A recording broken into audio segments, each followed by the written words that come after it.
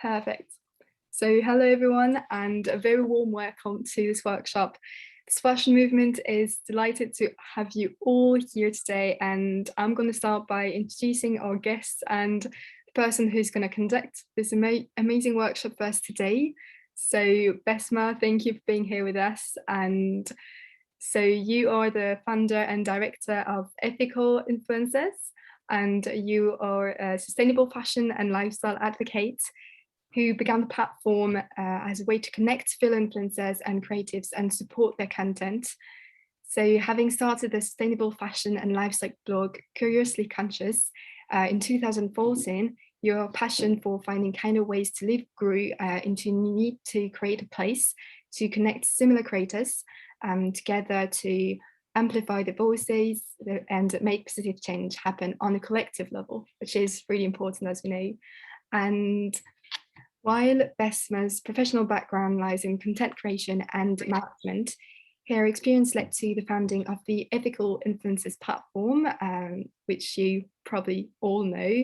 And alongside, she also created a weekly newsletter, forum, and popular Instagram page.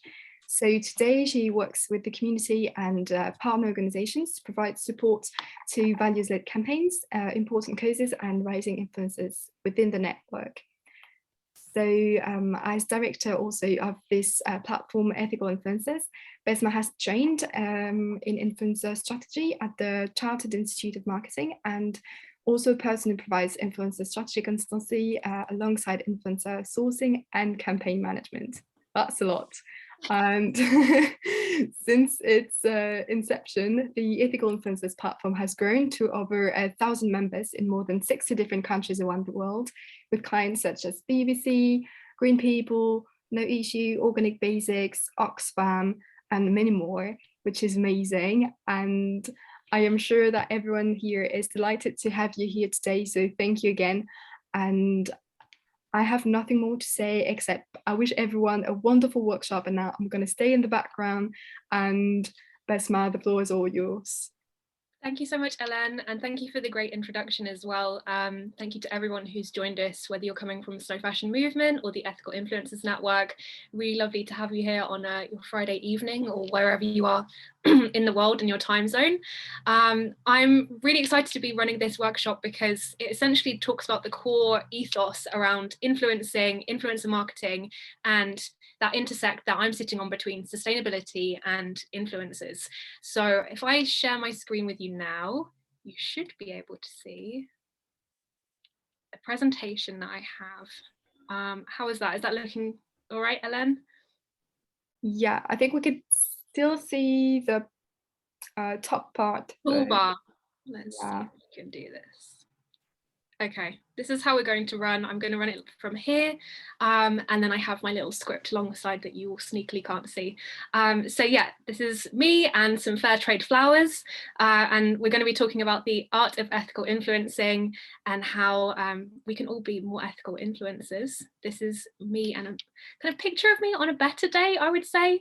I started, as Ellen said, Curiously Conscious, which is a sustainable fashion and lifestyle blog back in 2014, and in 2017 I took that full time in my work, so I was working as a freelance copywriter and writing my own content. By 2018 I had recognized with a lot of sustainable fashion brands that they were working with influencers on a very small time basis and essentially couldn't find influencers who shared their values. And at the same time I was connected with so many influencers who shared the same ethos that I did, so I put together the platform ethicalinfluencers.co.uk, and well, we're almost 4 years in and we have over 1,000 members, as Ellen said, in 60 different countries, and have grown the platform to be more than just a place to connect. It also has a range of courses, a petitions board, bookshelf, weekly newsletters, and online events such as the one we've got today. Right, let's start by setting the social media landscape.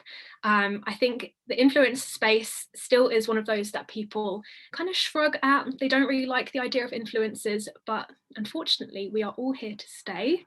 And some of us are doing a bit more than just fast fashion influencing. So yeah, we have around about 3.6 billion people using social media, which is 45% of the entire human race. It's a wild statistic, and the fact that that many people are going to be online creating content and viewing content. The question is, can this be a good thing? According to new research this year, the figure is actually at 50 million when it comes to social media users who are content creators. So of that 3.6 billion, 50 million people consider themselves content creators. Influencers are here to stay. It's not something we can argue with, but can we create a better, more sustainable space and use those platforms for good? Well, let's get started. Who do you follow online? This is a list and breakdown of the average kind of percentages of different people who you follow, who we all follow online. So most people follow people they know in real life, whether that's their friends, their family, their neighbors, shopkeepers, whoever. But you've got everyone from actors, musicians, all the way through to charities, politicians, TV presenters. The breakdown is there. And actually, of those people, the ones highlighted are all influencers. Influencers is a term that kind of is quite generic and talks about anyone who has a big platform and creates content to share with that platform with their audiences. So even the people you know in real life, as I said, friends and family, can be influencers in one way or another. They may be, sharing a beauty product that they like with you in word of mouth. In a way, that's influencing. Or it could be a politician talking to you about a campaign that's really important for your local area. Again, it's a form of influencing. What we're going to be talking about is slightly more niche in that it's about social media and those who are creating content online. But I wanted to give a kind of background to who influencers actually are. They're not just these kind of people who've thought, you know what, I'm going to create this fabricated lifestyle and put it online. They're all real people and they've all got expertise and backgrounds and things that are interesting for us to follow. So it's not really a shallow, vapid area. It's a more important area than just the traditional lifestyle or fashion content creators. What does it mean to be an influencer? Let me hang on. There we go. I think we should start by really defining what the average influencer is doing today. I think for the premise of this event, we were saying being an influencer can be glamorous. You get to share your best moments online. You get to make a community of friends, followers. You get invited to work with brands. You get sent freebies. You go to events. You get paid to create content. But it's not all fun and games. And a lot of influencers are now catching flack for simply promoting mindless consumerism. But is this really all that it means to be an influencer? Is it possible that influencers can use platforms for good, like I'm hoping to promote and share with ethical influencers? But what's the real scope of the influencer space? If we look at the definition for influencer marketing, influencer marketing refers to a type of social media marketing using celebrities, organizations, or individuals that have a certain level of expert knowledge and influence in a specific area. Now, in essence, this really means that influencer involves sharing their opinion or expertise to a large platform of followers and audience that they have created in one way or another. This could be something, say, for example, they were a beauty editor at a magazine and they now have their online platform. They're an influencer. Lots of different people we follow, lots of different kind of influencers within the space that I've created with ethical influencers. Within the network, we have beekeepers, we have people who pick up litter, we have one woman who sells around the Great Barrier Reef protecting the coral. There's lots of different things and activities that people are doing, but they're influencing in one way or another. Influencer marketing is particularly potent when it comes to these three areas. The first being brand discovery, and a recent kind of piece of research came out saying 31% of global internet users say that one of the main reasons they're on social media is to research and find products to buy. Number two, inspiring purchases. An average of 17% of internet users in the US and the UK say that they're inspired to make a purchase from an influencer when they see posts of theirs on social media. And for Gen Z, that increases to 22%. So those combined is quite a potent mix for brands to just come aboard and say, hey, we want people to discover our brand, which is a huge part of marketing, and we want to inspire purchases. Influence marketing has shown that it's actually really effective and a cheap way of inspiring those purchases rather than the traditional TV media, magazines, billboards, whatever. And that's why we're seeing a lot of brands and a lot of consumption going that way. But the third area that's also super effective is influencing change. And I think this is something we need to recognize as well and harness when it comes to using these platforms for good. Influencers can effectively share and normalize new concepts and behaviors. One big example that I like to use, because it sits between the sustainability space, the health space, and the space that everyone has kind of been part of in the last 2 years, 2.5 years now, is that the WHO created a campaign to promote hand washing and mask wearing at the start of the pandemic. And they found that prominent public figures and influencers were responsible for 69% of the total media engagement with pandemic information, even though they accounted for just 20% of that related content. It shows how powerful it is to create that content, to put that out there and to inspire change. Now, that was one thing that was kind of necessary change that we all had to do, but can we also do that for actually promoting the welfare of people in supply chains, for recognizing our individual impact as citizens and reducing that, and for calling for better when it comes to industry and politics as a whole? I hope so. That being said, I have to say, and this is a really big garish slide, influencers do promote consumption, and it's quite hard to get around this because, hey, what we need right now for our planet is degrowth. We need to slow down the production of clothes, the production of goods and services. We need to really look at the resources that we're using and reduce that. I think it's something like less than half the year we go by before we hit, what's the word? The day where we hit the national limit of, the international limit of global consumption of resources. So in the UK, I think that's something like May 19th, we hit the day. Somebody remembers the name of this? Pop it in the chat, please. But we're looking at currently living in a world which we're using resources, global resources and natural resources way, way quicker than the world can cope in regenerating those. So how can we stop that? And how can we reduce that consumption? And does it fall down to the shoulders of influencers? It's a combination. I personally think it's kind of wild to turn the blame of the capitalist machine onto influencers, in the sense that we are all promoting capitalism in one way or another, whether it's through the jobs that we hold, through purchasing things ourselves, through just taking part in events such as, look at Black Friday, for example. At the same time, we're not pointing a finger so much at traditional media when it comes to like magazines, films, TV. We have product placement in those. We have advertorials, adverts, editorials, lots of different things that are still promoting overconsumption. The lens is really tightly focused on influencer marketing because it is one of the most effective forms of marketing right now, and it has been exploited by some of the most unsustainable industries, such as fast fashion. That kind of lens, looking at influencers, now makes us think, okay, if we're looking at influencers, they're going to be wearing those £1 bikinis that Misguided created, or promoting mindless consumption and outfits that they only wear once on Instagram. But that's not everything that can be done and influenced on social media. And I'm hoping that we can move away from that stereotype, really. If we look at the fast fashion section for a little bit, though, Fashion Nova, for example, this is one of the UK's fashion brands, fast fashion brands, and one of the most prolific, was the internet's most Googled fashion brand in 2017. Now, this is when they were just coming up and becoming a huge fast fashion brand. The fact that they were the most Googled fashion brand, the fact they beat all of the high street brands, all of the luxury fashion brands, everyone, shows the virality of social media and the real kind of focus on fast fashion becoming that huge machine that it has been on digital media. Boohoo spent 9 million on influencer marketing in 2019. They're supposedly spending even more going forwards, and a lot of social media marketers generally are spending a lot more on social media and influencer spend in years gone by because it is so effective. And finally, Zara turns out to be the most mentioned brand on Instagram. They have an estimated reach of over 2 billion accounts. How do we combat that? I'm not sure. That's kind of asking, how do we stop the fast fashion machine? How do we stop the capitalist machine? But I do think we can change influencing from being just about fast fashion and just about consumption to something which is a lot more positive and does something for good. I also want to kind of highlight how these brands are going to be the most pervasive because they're already exploiting people and planet for profit.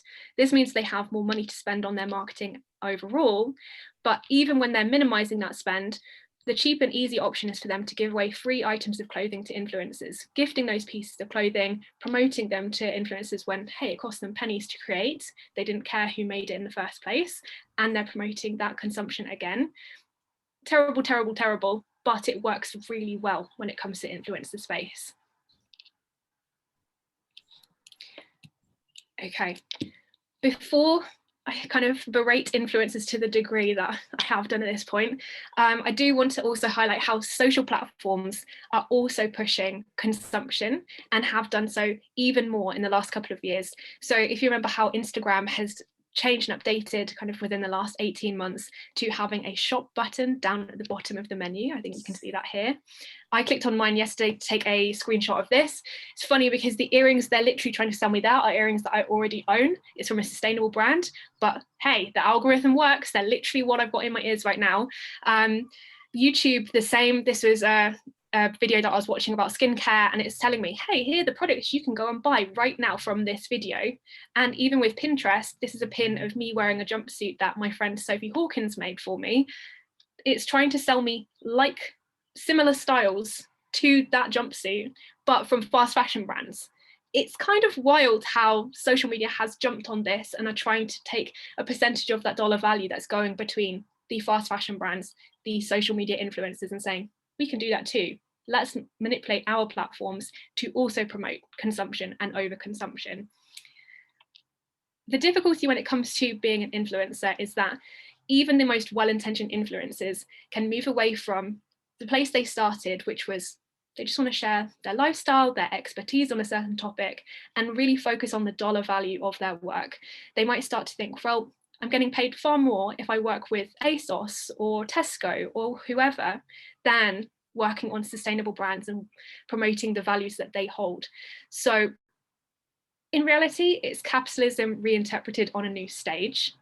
But for ethical influencers, I'm really trying to encourage more people to recognize their values in the early days of their content and grow those values and grow the space so that we can start moving away from just the dollar value of content and the glamour of getting free stuff and understanding where our items came from, the people who made them, that being paid fairly and treated fairly, and the planet and our impact will also be in line with that rather than only focusing on the money, the stuff. When it comes to the work that I do with ethical influencers, what we're trying to encourage is influencers to use that influence for good. Now, we're not saying be penniless, never accept any free stuff. We work on plenty of paid campaigns and campaigns with brands who are going to give them products too. But wider than that, we also support other campaigns such as Slow Fashion Movement, Slow Fashion Season, or the two else that I've highlighted here, which is Oxfam's Second Hand September. We helped them launch that back in 2019. And the United Nations came to us last year and said, can we talk about climate action for Earth Day? Fantastic.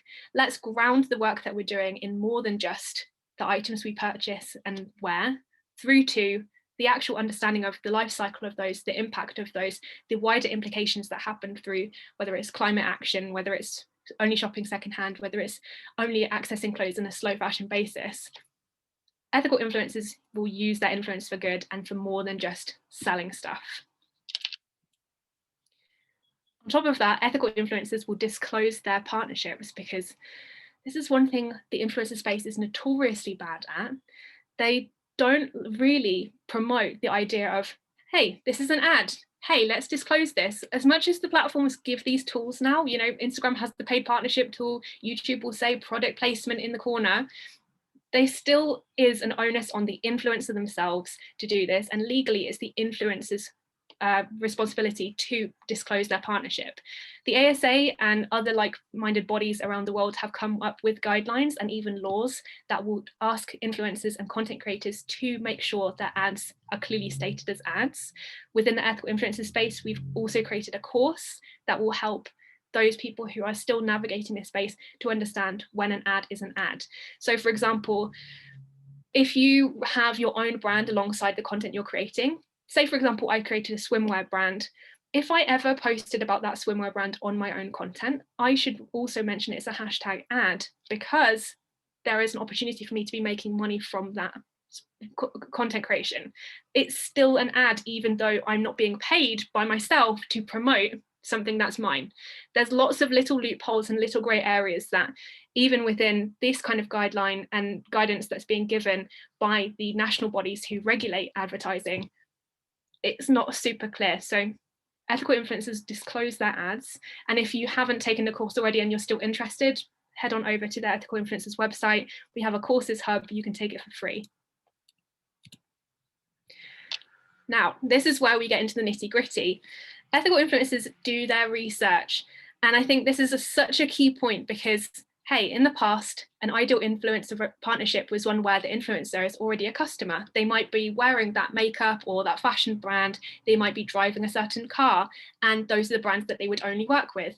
Nowadays, though, there's so many brands who are trying to fit into the influencer marketing space that it's almost impossible to be a customer of all of these and to be aware of all of their values and everything they work on.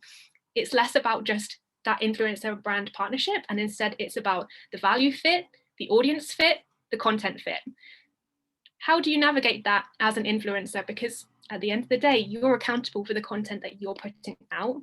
Well, we encourage everyone within the members network to ask questions and do their research.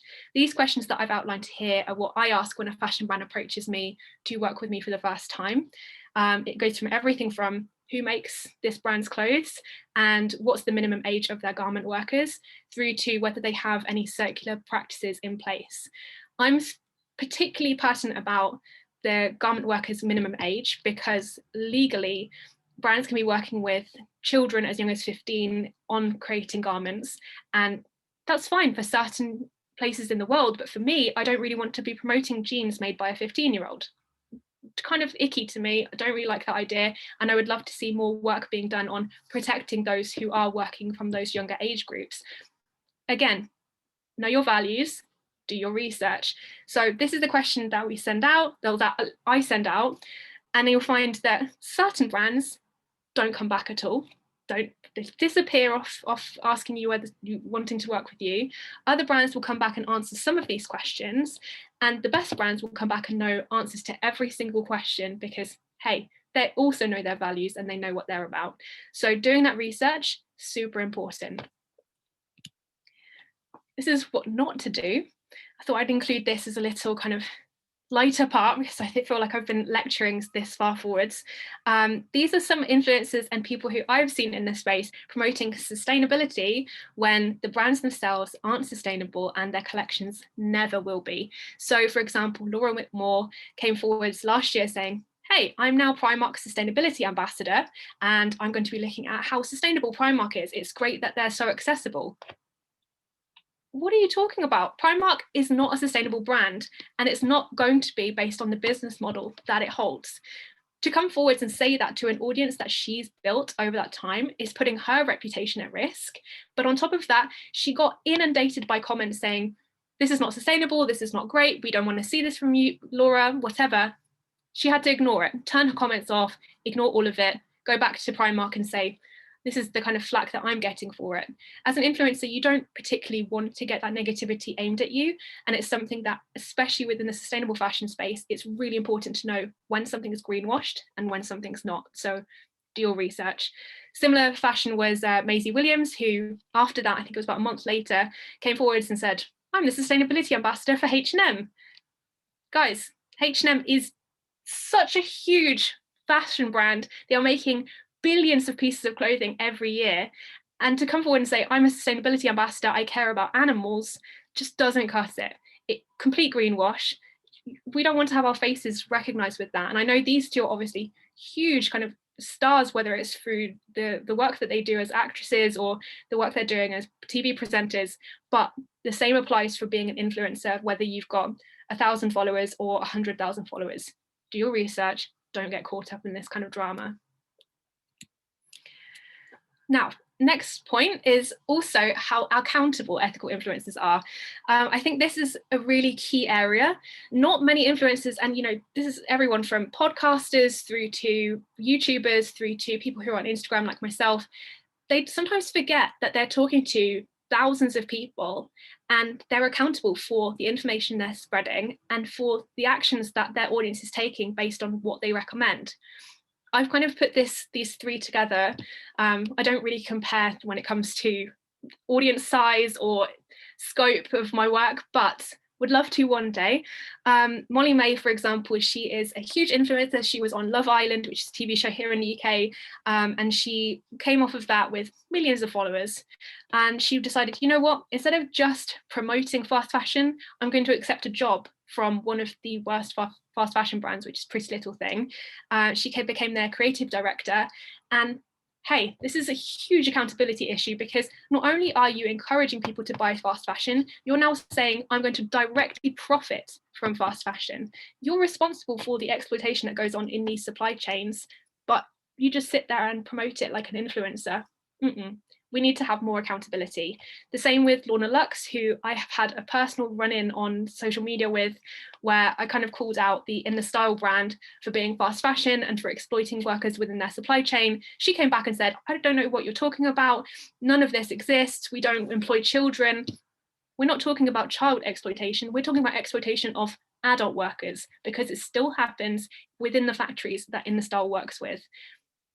Her range is one of the most popular ranges that they sell, and the first collection she did broke records and sold something like 100,000 people visited the website within the first hour of that collection launching, all sold out within an hour of it being online. She again is directly profiting from fast fashion. Then on the flip side, you've got myself there talking about Everlane, which is a brand that I previously thought was a sustainable brand, but in recent years turned out to be union busting, which was essentially stopping workers in the US from collectivizing and starting their own union to get more workers' protections. When I heard about this, I went back to all of the content I'd created for Everlane previously and updated all of it saying, I am no longer supporting Everlane.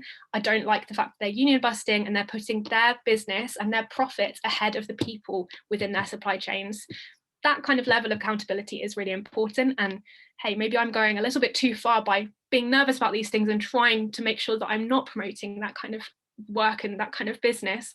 But it just shows the kind of flip side that we have to be aware of these partnerships and the content we're putting out and encourage better. Okay, so I've talked a lot about how influencers are promoting consumption, and the same about how we need to be looking at sustainable brands to work with and ways of working in a more sustainable way. But there's this big missing piece of the puzzle, which is we're not able to shop our way to sustainability. We are more than consumers, we are citizens, and we can use social media to recognize that citizenship that we hold as people in our local areas, in the nations that we are part of, as members of humanity. We need to be showing that we can do more and we can connect better with each other, with the planet, than simply buying stuff. So let's look at moving away from just shopping sustainability. This report came out literally a week ago, perfect timing for this workshop. It was by Take the Jump, and they recognise that citizens have primary influence over 25 to 27% of the emission savings needed by 2030. This 2030 number has been thrown around a lot. The UN essentially came out a couple of years ago and said, we have 10 years to kind of change things so that we are reducing our average amount of carbon emissions worldwide. We need to reduce things below 2 degrees Celsius. We need to reduce global temperature rise by 2 degrees Celsius or more. Turns out citizens do have a role to play within this, and it's really important that we recognise this and can show this through our work. However, we can't hold all of that on our shoulders as individuals. There's only so much that each of us can do to reduce our own carbon impact. And instead, we need to be looking at collective impact. This is where my work took a turn from me just writing about ways that I was living more sustainably to creating a platform that harnessed the power of community, connected people on a wider basis, and started to look at things on a collective level. One of the issues I have with social media is that it really promotes individualism, independent people, just one person doing one thing. hey, it's great. You use your reusable cup, you walk to work, good job. But how are we working as citizens to also address the wider issues around that, such as calling for better within the industries that we work in, or going to protests and protesting for better? Collective impact is key when it comes to making that change, that primary influence in reducing emissions. Bringing it back to clothing, the biggest thing we can do is to stop buying the amount of clothes that we are buying. Back to this overconsumption issue, right?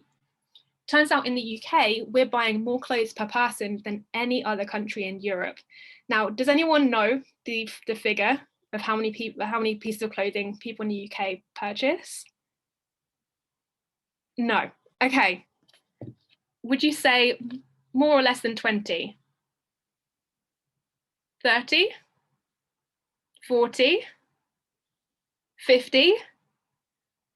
Turns out the figure is 68. 68 pieces of clothing is the number of pieces of clothing that are bought new every year by every single person in the UK.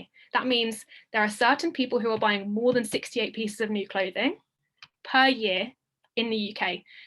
To me, this figure is astronomical. Like that is 2 suitcases worth of clothing. And this was something that the UK's House of Commons found back in 2019. Now, that might have even grown further, and a lot of that potentially lies with fast fashion. But how can we make a change?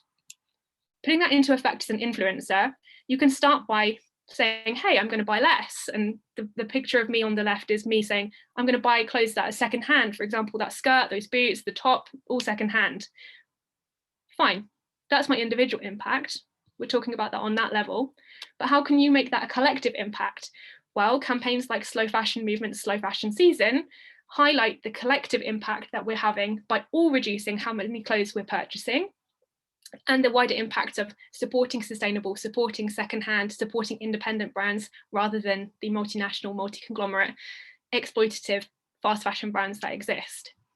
Further than that, we can also look for topics in education that deepen our understanding. So for me, The Curated Closet was a great book because it made me recognize, hey, I know what my style is and what I like personally.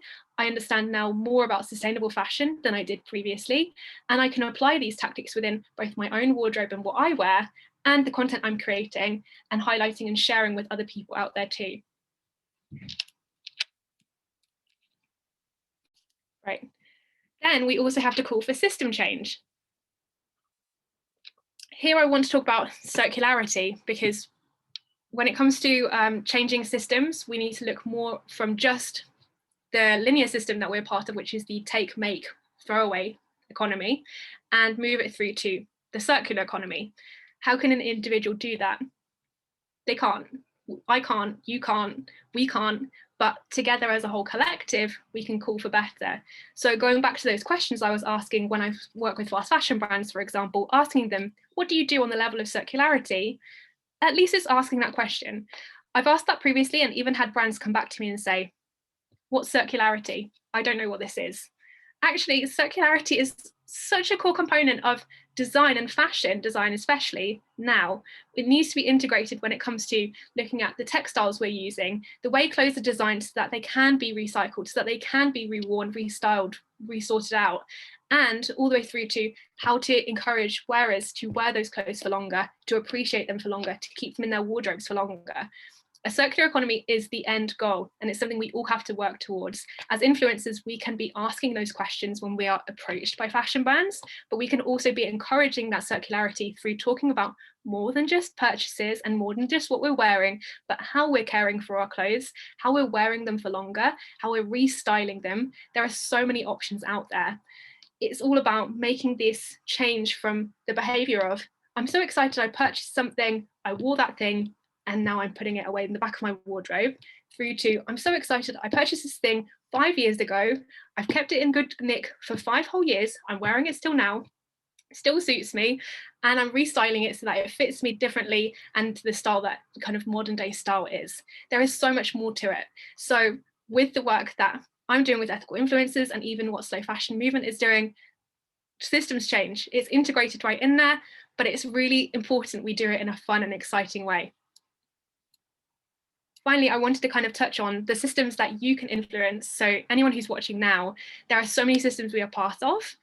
These are just a few examples. So social networks is the one that I'm looking at most at the moment, obviously, but there are other things such as your community. How can you influence your community? Maybe you can start a clothes swap and you can invite people to come to your clothes swap. I did this back in 2019 before the pandemic. It's something that I would love to kind of get back into doing, and inviting people to come and swap clothes with each other and the local community again.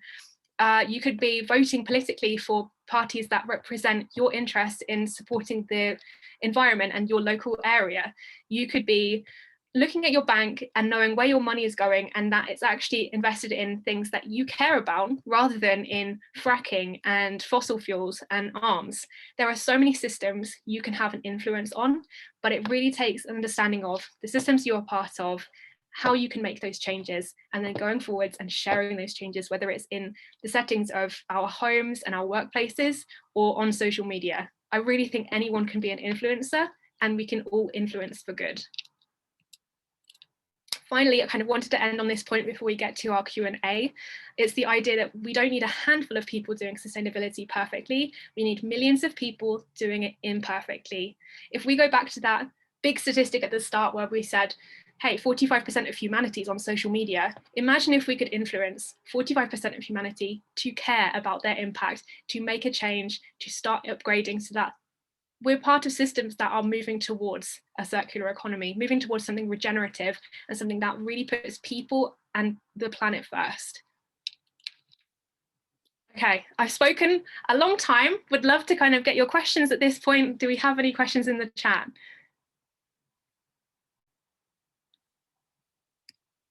Let's look at the chat box. Thank you, Laura, for putting Earth Overshoot Day. That was the word I was looking for, overshoot. If anyone hasn't heard of that, go and have a look at Earth Overshoot Day, and whichever country you're in, go and look at your country's overshoot figure, because hey, in the UK, it's May 19th, could be different where you are, but we're getting through a year's worth of resources by May the 19th. That's not even halfway through the year. That's literally in a couple of months. It's something we need to make a change on. And I do think even influencing can help us get to that point. Okay, I have a question from Marie from when she wrote the blog post for us, Slow Fashion Movement a while ago. She kind of put, are these people only buying our products because an influencer told them to and not because it's from a sustainable brand? Now, I think this is a really interesting question because, hey, I'm working as a commercial influencer just like anybody else is out there. And yes, I would hope that people will purchase from a sustainable brand because I tell them to. But the question is not just, oh, are they making that mindless decision? It's actually, are they informed about it? I'm not trying to say to you, this is a piece of clothing that I'm wearing today and I want you to go out and buy it today. What I'm trying to say is this is a brand that I really like. I really respect the ethos that they have when it comes to their workers and their textiles and their impact. I want you to be aware of this and kind of go forwards and purchase from them in the future when you need to. Similarly, I think it's really important we recognize that influence marketing is super effective even for sustainable brands. But what I'm trying to encourage within the ethical influencers group is to also not just promote when you've purchased something or been gifted something from these brands, it's then how you're looking after the items you've got and the longevity of that. I think there's so much more value to be had in talking about something than just, here's something new and I've unboxed it, that's it, you never see it again on my content. Thank you, Drina, for the lovely comment. That's so great. I hope everyone's had a really nice time kind of connecting tonight. Poppy has asked, do I have any tips on how to do ads with physical products that doesn't say buy, buy, buy? It's a good question. I actually recently did a reel with an online marketplace called Stay, and they focus on connecting independent sustainable brands across Europe and curating them all on their website. And I didn't really want to say, hey guys, here's a top that I'm wearing from Stay, you need to go and purchase this top. So instead I was talking about, hey, this is my average kind of Saturday routine. Here's me wearing this top and it's sustainable. Here's a couple of other habits that I have that are sustainable, whether it's choosing an oat milk rather than cow's milk, or going to the shop and getting seasonal products from the grocers so that I can make a seasonal soup that I've batch cooked. I was trying to show how it integrates into a wider behavior of being sustainable rather than just promoting one item and saying, buy this item now, because that kind of thing doesn't stick anymore either. I think, you know, our audiences are really smart and really kind of deserve a bit more than just, here's something that's pretty, go and buy it, please. Like, I don't like that. We can do more than that, you know. Lawrence has said, what's my advice for a starting influencer? Okay, good question. Actually, it's really important if you're sat between, you know, having 0 followers and 10,000 followers, and this is, I'm talking about Instagram, but other platforms, similar statistics, you are one of the most valuable types of influencer at this stage. You will have the most engagement when below 10,000 followers. This is partly to do with how the algorithm works, but also because you've created a smaller audience that really does care about your stuff and care about what you're talking about and will engage with you more frequently. So as a starting influencer, the really important parts are, hey, engaging with your community and keeping that going, creating content on a consistent basis and frequently posting. So if you can only manage, you know, 2 posts a week, fine, but always do those 2 posts a week, keep the content quality high, and make sure that it's posting at similar times that you're doing before, so your audience gets into a rhythm with you. And keep that going, you know, whether it's collaborating with other similar influencers, connecting with brands that really work with you on values led basis. There's little ways to upgrade. One thing I will say, and this is a shameless plug, we have a content calendar on the Ethical Influencers website that's available to members for half the price, and it is listed. And it has at the back content planning tools for influencers who are kind of just starting out. So if you do want to use that kind of tool, we have that there. Please feel free to sign up, pop me a message, I'll get you the discount as well. Thank you, Laura, for joining. And Lawrence said, I'm finding it hard to find the right target group just because I don't like to be in the spotlight all the time and posting every day. Yeah, okay, so when I first started my blog, I didn't actually show my face for about 2.5 years. I was really like, don't want people to know who I am, kind of embarrassed about like the fact I was really nerdy about sustainable food at the time. And I mean, I was posting things like, this is what's important in agriculture in France. And people don't really care about that. It's not really a sexy topic, but it was something that I cared for myself and I thought was important. When it comes to finding the right target group, not being in the spotlight, you work as what's comfortable to you and what's authentic to you. I think that's what's really valued by so many people in people's audiences now, is that authenticity. If you're not comfortable in like showing your face or showing yourself, that's fine. You can create a persona. You could kind of work under a banner or under a brand name even. Decide what's important, but define what your values are right at the start and stick to those values as you grow. I've had so many instances where I've been asked, you know, hey, we'd love to fly you to the Caribbean, or I've got this big influencer campaign for a brand where they're making jeans by kids aged 15. Literally, I was going to be paid what I earn in about a month and a half for 1 day's work. I can't do that because I risk my entire reputation and the connection I have with my followers. So stick to your values, grow from there, and keep at it, because it does take a long time to kind of grow to a level where you're a kind of sustainable, sustained, stable income, stable amount of content. Marie says, how do you suggest a small brand approaching influencers? We found people don't want to work with us because we only have 9,000 followers. Oh, Marie, 9,000 is great. Like, I don't know who's told you that it's not great. 9,000 is, honestly, you've worked really hard to get to that point. Small brands as well, actually the value comes with what you're creating and the fact it's kind of a discovery. People like to shop small and support independent. So from my perspective, when it comes to working with influencers, it really depends on what your key focus is for your campaign. Are you trying to grow your number of followers? Are you trying to get more sales? Are you just trying to, you know, touch base with influencers and get some really great user generated content? Decide what your KPI is right at the start, and then work with influencers who fit that. So it might be existing customers, it might be people who've already tagged you, it might be going out to influencers who you like, or hey, work with the Ethical Influencers Network. Again, shameless plug. There's different ways of finding the right people and then achieving that KPI, but happy to kind of provide you with consulting if needed as well. I do a 30 minutes free consulting. You can find that on the website too. And then thank you, Lawrence. Thank you for the advice, he says. Thank you so much for kind of joining tonight. And I hope that all the information that's kind of been shared in this and through the Ethical Influencers and slow fashion movement as well is useful. I wanted to, before we kind of wind down, Oh, you know what? We've got 10 minutes. I keep thinking we've got 2 minutes. We have 10 minutes left. Is that right, Ellen? Yes. Okay. So I think the other question I had sent to me ahead of this was, why do sustainable influencers still make their content look so polished and almost fake? And I think this was a really important question because, hey, like the world of social media, you know, everything's so glamorous and so chic when in reality we're all trying to make oat milk in our kitchens and making a mess all over the place. Like, let's be honest about it. I think there is a level of fakery that needs to be recognized when it comes to anything on social media. Yeah, there's going to be photos are going to be edited, videos are going to look really nice and polished. And that kind of aspirational content is still important even within sustainability, because no one wants to look at something and think, it kind of doesn't look that fun, or it looks really difficult, or it just doesn't look really that enticing. We like things that are clean or polished and new. That's a human nature thing. So having that a certain level of that facade is important.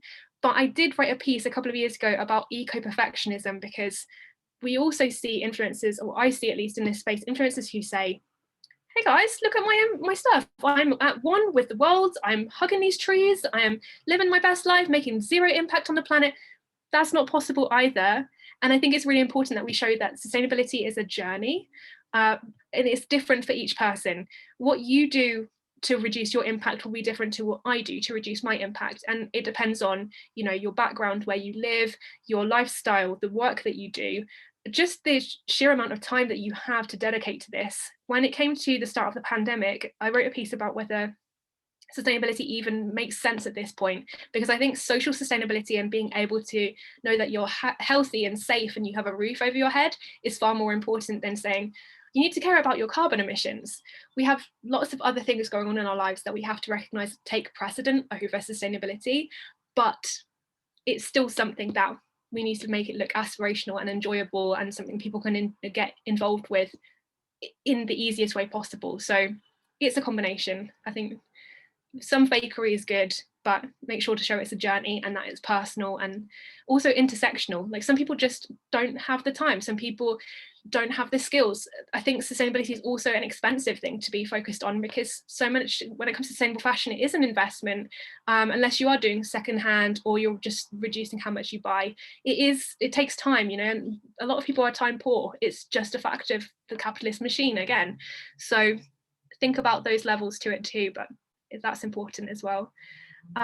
Okay, it doesn't look like we have any more questions, so I'm going to use 2 more minutes of your time to give you my top 5 tips, which are to buy less and to buy better when you can and when you've got the time to research, to educate yourself and to educate others around you. I think this is a really important step that's quite hard to show through influencing, but reading those books, listening to the podcast, kind of watching the documentaries, whatever it is, that whatever way works for you, and understanding things and learning more than just a statistic you've seen on social media, that's really important, and grounding yourself in that sustainability. Number 3, making your environmentalism intersectional, what I said just now, but also recognizing that, you know, certain people from certain areas in the world aren't going to be able to be as sustainable as other people, and vice versa. You know, people in the West, in the UK, for example, have a higher carbon footprint simply because we're in the UK. Whether it's the financial institutions we use, the ways we travel to get to work, there's so many other levels to it. So recognizing that and the barriers for certain people, really important. Number 4, raise your voice. It's something we all have. I learned French at university, and it turns out the word for voice is also the word for vote. It's a Latin word, and I think that's a really important thing to recognise. We vote with our money, we vote with our voices, we vote with our votes. Make a change, highlight that. And then finally, appreciate all efforts. Anything people are doing, whether it's somebody says, I went to H&M and I bought something with the Conscious collection. Okay, like, to me, that's not sustainable, but also that's what I did when I first got started in this space. And I'm like 7 years on and completely graduated from shopping fast fashion and H&M, but it's how I first got involved and interested in this. So appreciating all of those efforts and recognizing those journeys is important. And then finally, I'd recommend these 3 books if anybody's interested in kind of learning more. I haven't read the first and second, actually, are both on my to-do list this month. I'd like to read Get Rich or Lie Trying, which is a new book out by Simeon Brown. It's all about influencer marketing and how a lot of it is that fakery, but it also talks about how it promotes the idea of needing to have more money, more stuff, more consumption, and how that is kind of a big social media lie. Aja Barber's consumed. I love Aja Barber's work, and she's just fantastic in the space of sustainable fashion. She links together the ideas of colonialism, climate change, and consumerism, which really super important to kind of understand how those all connect. And Donut Economics, which is a book I read last year about the circular economy. Economics is not a fun topic. I was really bad at it at school, but this book is really good at explaining how economics as a whole and how our economies operate needs to change and needs a big systemic overhaul, because at the end of the day, infinite growth is impossible. And even when it comes to sustainable policies, it still talks about growth. We need to move away from growth. We need to look at degrowth and grounding ourselves within the resources that the planet can provide and what already exists. So yeah, those are the 3 books. And thank you for joining. Thanks to you, Besma. Thank you so much. It was really amazing, and I think you really had a view on the whole topic and talking about problems, but also about the solutions. And I think this was really interesting to see, although also that we who are here today, like talking about it, is part of the solution.